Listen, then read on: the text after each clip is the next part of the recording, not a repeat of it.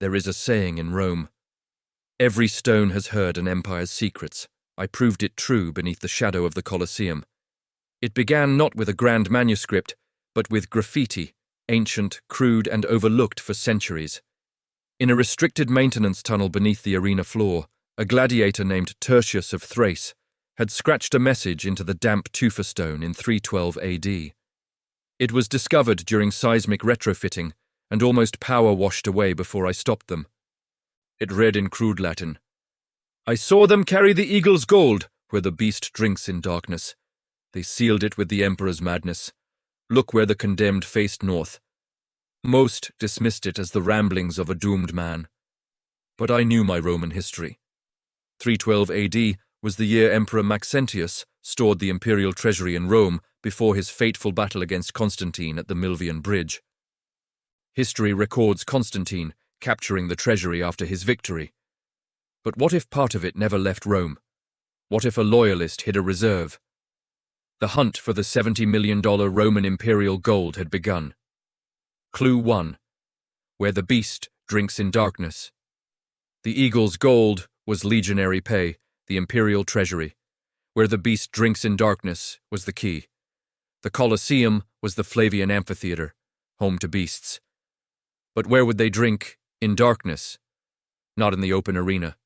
Studying the hypogum, the Colosseum's vast underground network of tunnels, cages, and elevators, I found it. There was a freshwater cistern in the deepest, easternmost chamber, fed by the Aqua Claudia aqueduct. It was labeled on ancient schematics as Lacum Bestiarum, the beast's basin. This was where animals were watered before games, in near-total darkness. The chamber was now partially collapsed, filled with centuries of debris. Using LiDAR scanning through small boreholes, we mapped it. The scan revealed something shocking. The back wall of the cistern chamber wasn't natural tufa. It was fired brick behind a thin stone veneer, a false wall from the late imperial period. We obtained permission for a minimal invasive probe. Behind the false wall, we found a narrow staircase descending further, hewn from the living bedrock. The air grew colder as we descended below even the Colosseum's foundations. At the bottom, a small antechamber held a single artifact. A legionary standard, not the eagle, Aquila, but a cavalry flag, vexillium, made of bronze. It was the standard of the Equites Singulares Augusti, the emperor's personal horse guard, disbanded by Constantine after defeating Maxentius. The standard's shaft was hollow. Inside, wrapped in oiled leather, was a lead tablet. Stamped into it was a map of Rome's sewer system, the Cloaca Maxima, with one line highlighted in silver, and a phrase, "Follow the flow to where the tripartite looks away." Clue 2. The sewer map. The Cloaca Maxima, the greatest sewer, was begun in the 6th century BC and still functions today. The highlighted line on the lead map showed a branch that supposedly didn't exist, a spur off the main trunk running northwest toward the Forum of Augustus. Where the tripartite looks away. The tripartite could only refer to the Capitoline Triad, Jupiter, Juno, and Minerva, whose great temple stood on the Capitoline Hill. Their temple faced southeast, toward the Forum. Looks away meant the opposite direction, northwest. We entered the modern sewer system at night, when water flow was lowest. Following the map's coordinates, we found a bricked-up archway in the sewer wall, exactly where the map indicated.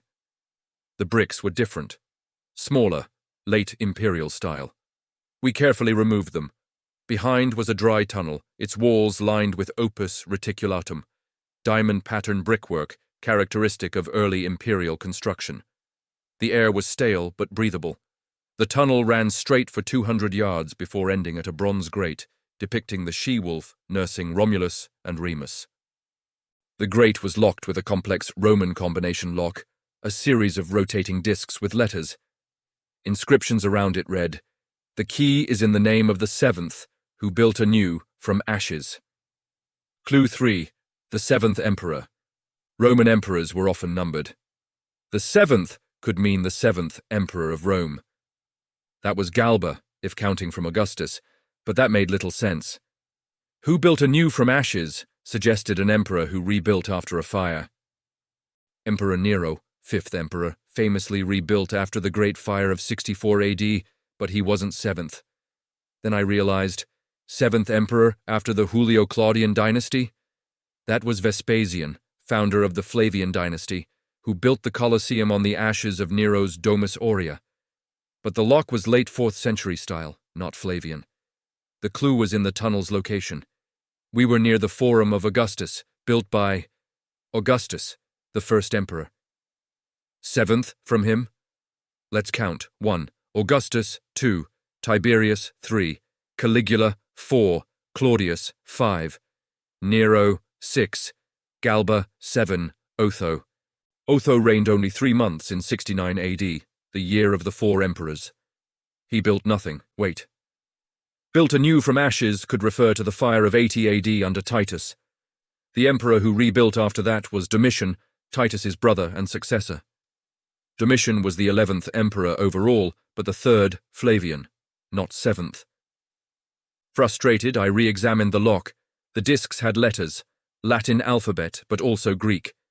The 7th could be the 7th letter of the Greek alphabet, Zeta, Z. Or the 7th Roman emperor who used a Greek title. Many did, but then it hit me. The 7th might refer to the 7 hills of Rome, which emperor built on ashes on a specific hill. The Palatine Hill had burned several times. The emperor who rebuilt most magnificently there was Domitian again, but the lock was numeric, not alphabetic. I looked at the discs. They had Roman numerals I, V, X, L, C, D, M. The 7th numeral in that sequence is D, 500, but that seemed arbitrary. My colleague Sophia, a numismatist, saved us. The 7th emperor to issue gold solidi of a certain weight standard was Constantine the Great, she said.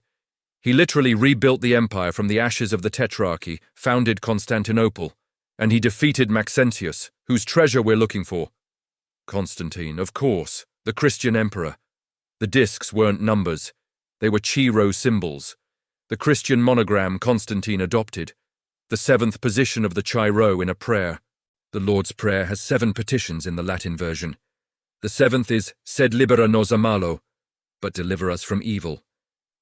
We rotated the discs to spell libera in Latin letters. With a heavy clank, the bronze grate unlocked. Clue 4. The Temple of Peace, vault beyond the grate. The tunnel opened into a vast, circular chamber. It was a forgotten sub-basement of the Temple of Peace, Templum Pacis, built by Vespasian to house treasures looted from the Jerusalem temple. But this space wasn't on any surviving plan. In the center of the chamber stood 12 marble plinths.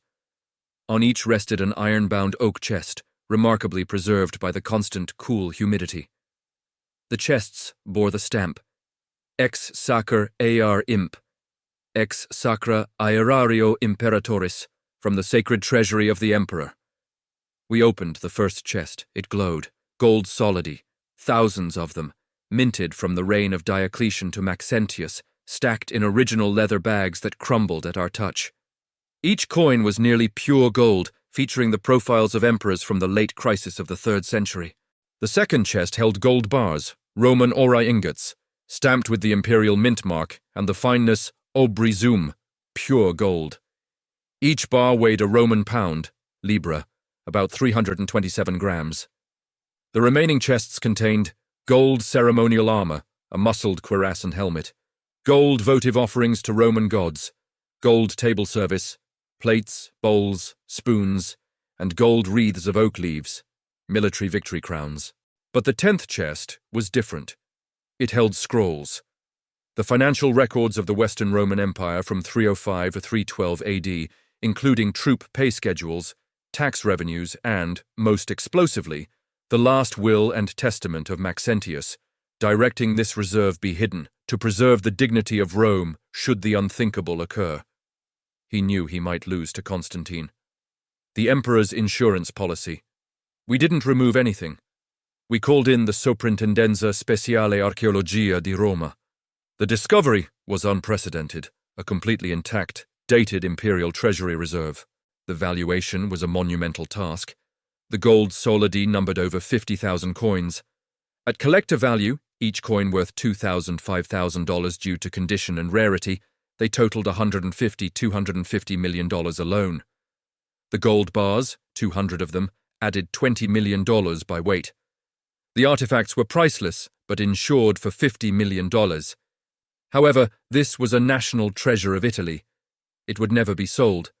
The official conservative valuation for insurance and historical significance was set at $70 million. The Italian government granted me the golden laurel of discovery and lifetime research access. The treasure is now the centerpiece of the Museo della Civiltà Romana in a climate-controlled vault. The true discovery wasn't the gold, it was the history rewritten. Maxentius wasn't just the tyrant Constantine painted him as. He was a preservationist, hiding Rome's wealth from what he saw as a usurper. He failed in battle, but succeeded in saving a piece of the empire's soul. For 1,712 years, his secret waited in the dark, beneath the roar of ghosts in the Colosseum, until a gladiator's graffiti and a stubborn archaeologist finally listened. The stones of Rome had kept their secret, and now they had told it.